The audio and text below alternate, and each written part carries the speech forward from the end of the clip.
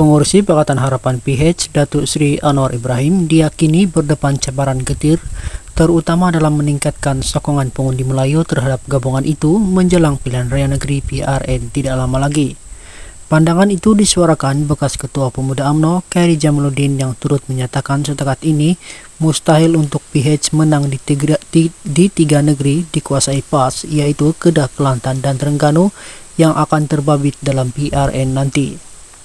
Melalui komen disiarkan Fulcrum laman sesawang berkaitan kumpulan pemikir berpangkalan di Singapura, Khairi berkata ia mengambil kira keputusan pilihan raya umum ke-15 PRU 15 lalu, yang mana PH hanya meraih 15% undi Melayu di negeri yang majoritinya Melayu. Bagaimanapun, beliau berkata mengambil kira keputusan PRU 15 juga, Selangor dan Negeri Sembilan dilihat seperti sukar dirampas Perikatan Nasional PN daripada cengkaman PH.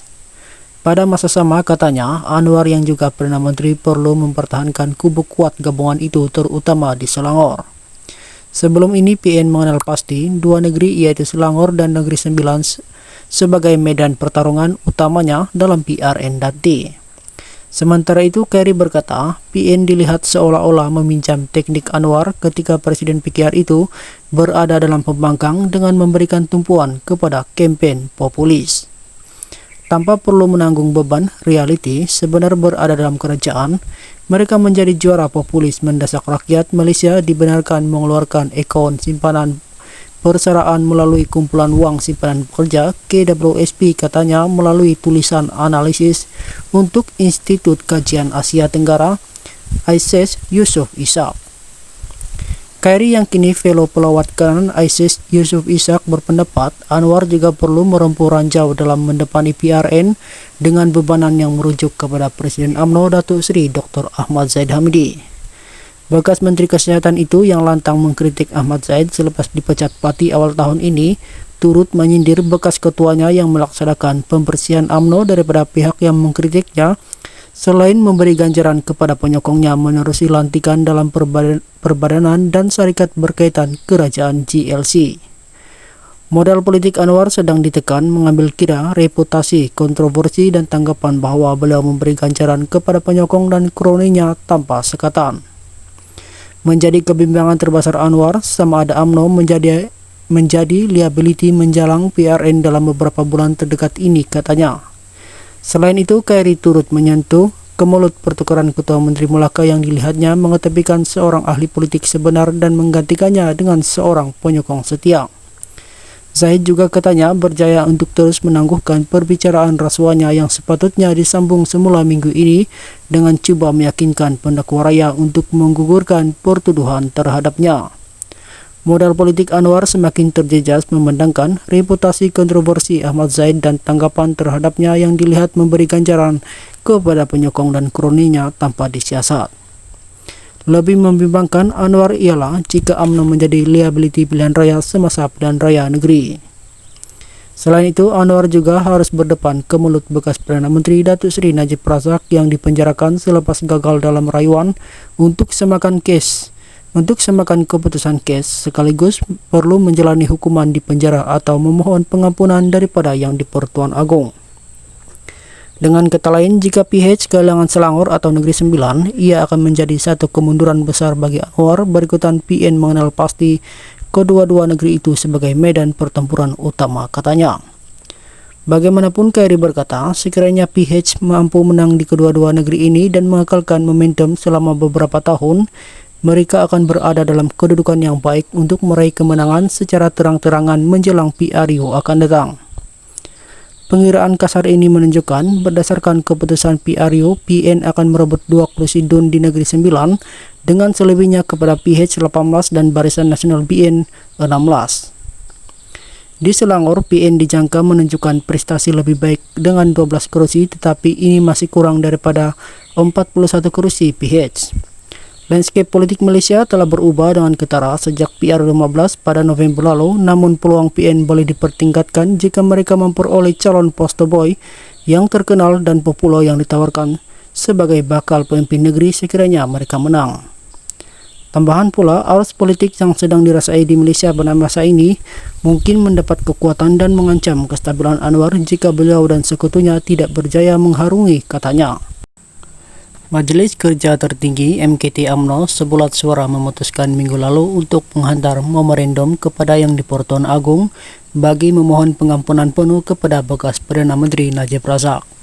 Ini akan menjadi permohonan pengampunan kedua dalam tempoh 7 bulan untuk mendapatkan pembebasan awal untuk bekas Perdana Menteri itu yang disabitkan kesalahannya dan sedang menjalani hukuman penjara 12 tahun. Dalam segmen panduan kini, ini kami akan melihat bidang utama proses pengampunan itu dan bagaimana ia terpakai dalam kes Najib. Pengampunan itu adalah perintah resmi yang diberikan oleh Yang di-Pertuan Agong untuk menamatkan hukuman terhadap seseorang yang dituduh melakukan sesuatu jenayah. Lazimnya, seseorang akan memohon untuk pengampunan selepas mereka tidak mempunyai jalan lain mengikut undang-undang di mahkamah. Terdapat beberapa jenis pengampunan, antaranya pengampunan bersyarat, yaitu hukuman berkenaan digantikan dengan hukuman yang lebih ringan, dan pengampunan penuh atau disebut sebagai pardon yang melepaskan kesalahan banduan itu.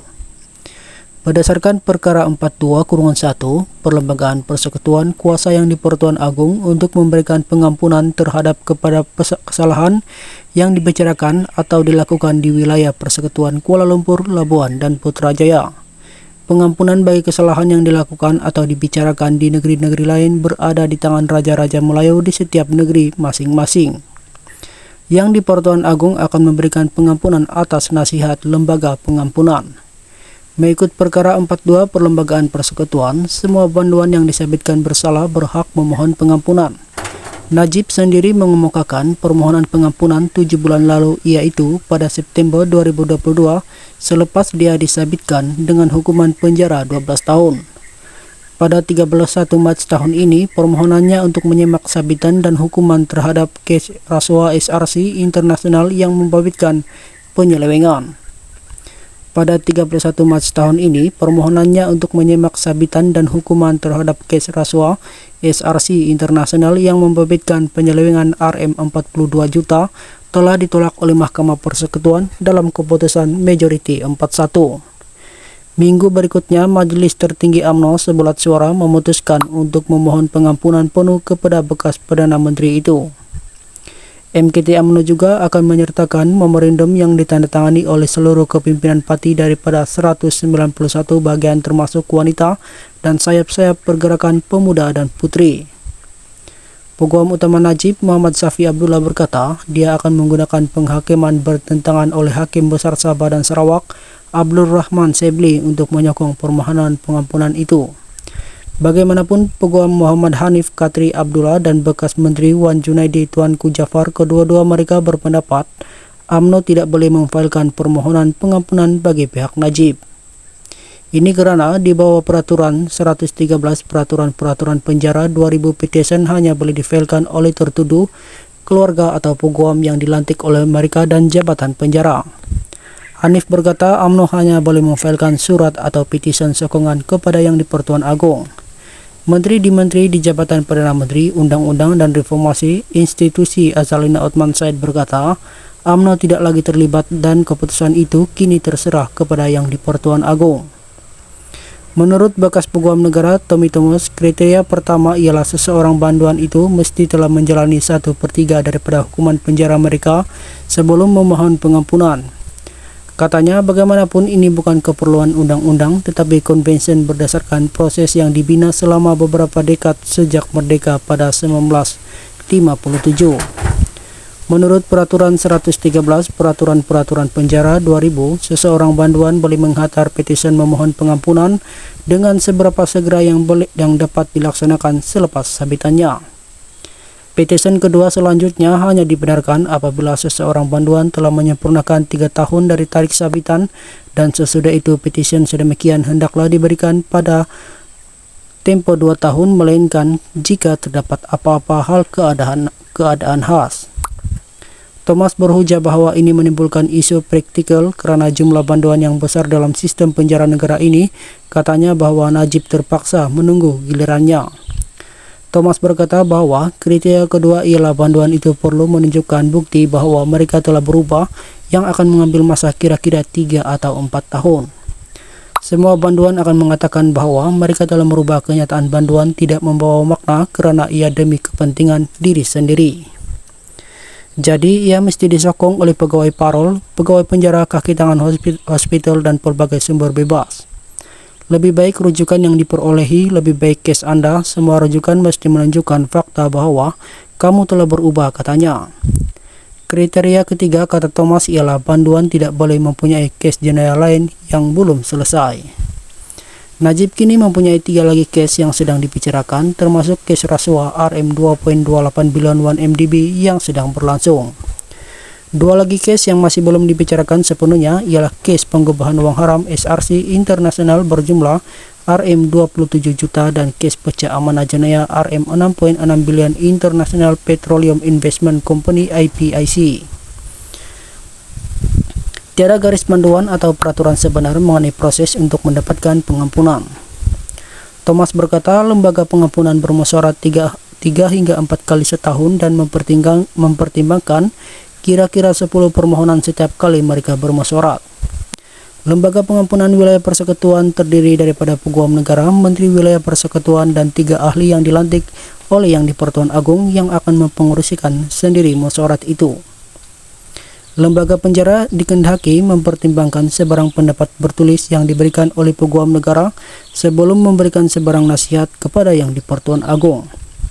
Dari segi undang-undang, tiada had masa untuk Sri Paduka memutuskan bila hendak memberi pengampunan. Tidak, tanggung jawab Kementerian Wilayah Persekutuan kini diletakkan di bawah jabatan Perdana Menteri. Anwar selaku ahli lembaga pengampunan menjadi Menteri Wilayah Persekutuan. Dia secara tidak langsung mengesahkan penglibatannya pada 8 April lalu bahwa dia akan menjadi sebahagian daripada proses pengampunan untuk Najib. Bagaimanapun, dia menolak spekulasi bahwa ini akan mengakibatkan konflik kepentingan karena katanya keputusan muktamad terletak pada Yang di-Pertuan Agung. Pelbagai kebimbangan dibangkitkan mengenai penglibatan Anwar dalam lembaga pengampunan, namun Wan Junaidi berkata bahwa Peguam Negara akan memainkan peranan yang lebih besar daripada Perdana Menteri. Pemberian pengampunan bukan dalam skop pentadbiran atau eksekutif, oleh itu dalam soal permohonan pengampunan, G akan memberikan pendapat undang-undang dan nasihat. Bagaimanapun, walaupun dengan nasihat Yang di-Pertuan Agung mempunyai kuasa mutlak untuk memutuskan sendiri sama ada Baginda ingin memberikan pengampunan atau sebaliknya, katanya. Terdapat wacana yang meluas mengenai perkara ini. Perkara 42-4 dan Perkara 40-4-E Perlembagaan Persekutuan mampu memperuntukkan bahwa Yang di-Pertuan Agung perlu bertindak atas nasihat lembaga pengampunan. Bagaimanapun, Mahkamah Agung memutuskan dalam kes Sim Ki Chon lawan penguasa penjara Pudu NORS 1985 bahwa tidak wajib bagi Sultan untuk mengikut nasihat lembaga pengampunan. Mahkamah Agung menegaskan bahwa peranan lembaga pengampunan adalah sekadar memberi nasihat Yang di-Pertuan Agung. Ahli Parlemen Pasir Gudang Hasan Karim yang juga seorang peguam berkata, tafsirannya terhadap Perkara 42-1 dan Perkara 42-5 Perlembagaan Persekutuan adalah bahwa pemberian pengampunan adalah prerogatif Yang di-Pertuan Agung. Namun, bekas Peguam Anwar Zainur Zakaria tidak bersetuju dan berkata, Sri Paduka tidak mempunyai kuasa untuk memberikan pengampunan kepada seseorang melainkan selepas mendapat nasihat daripada lembaga pengampunan. Perkara 32-1 Perlembagaan Persekutuan memperuntukkan bahwa Yang di-Pertuan Agung tidak bertanggung jawab terhadap sebarang prosiding di mana-mana mahkamah. Walau bagaimanapun, kewajaran keputusan agung pernah dibangkitkan pada tahun 1986 dalam penguasa penjara Pudu NORS lawan Sim Ki Chon 1986. Sim mendakwa bahwa keputusan lembaga pengampunan adalah terbatal dan tidak berkesan dari segi undang-undang selepas Yang di-Pertuan Agung menolak rayuannya untuk mendapatkan pengampunan. Mahkamah Agung berpandangan bahwa Sim coba mencabar pelaksanaan kuasa pengampunan agung di bawah Perkara 42 Perlembagaan Persekutuan. Mahkamah Persekutuan juga memutuskan dalam kes Juraimi bin Husin lawan Lembaga Pengampunan Negeri Pahang NORS 2002 bahwa prerogatif belas kasihan termasuk kuasa untuk memberi pengampunan tidak bertanggung jawab untuk semakan kehakiman kerana sifatnya. Pakatan Harapan PH berkemungkinan akan memberi laluan kepada calon UMNO pada pilihan raya negeri PRN di Kelantan, Terengganu, dan Kedah. Timbalan Ketua Penerangan PKR, Chua Wei Kiat berkata, bagaimanapun perkara tersebut masih dalam peringkat perbincangan, namun formulanya sudah ada. Katanya tidak sukar untuk mengadakan perbincangan bagi menyelesaikan masalah pertembungan kursi di ketiga-tiga negeri tersebut. Saya tidak menolak kemungkinan akan meletakkan calon daripada UMNO dalam usaha merempas negeri pembangkang itu. Kita perlu mencari jalan bagi menawan tiga negeri itu memandangkan pada pilihan raya umum ke-15 PR15 kita tewas, katanya pada Selasa.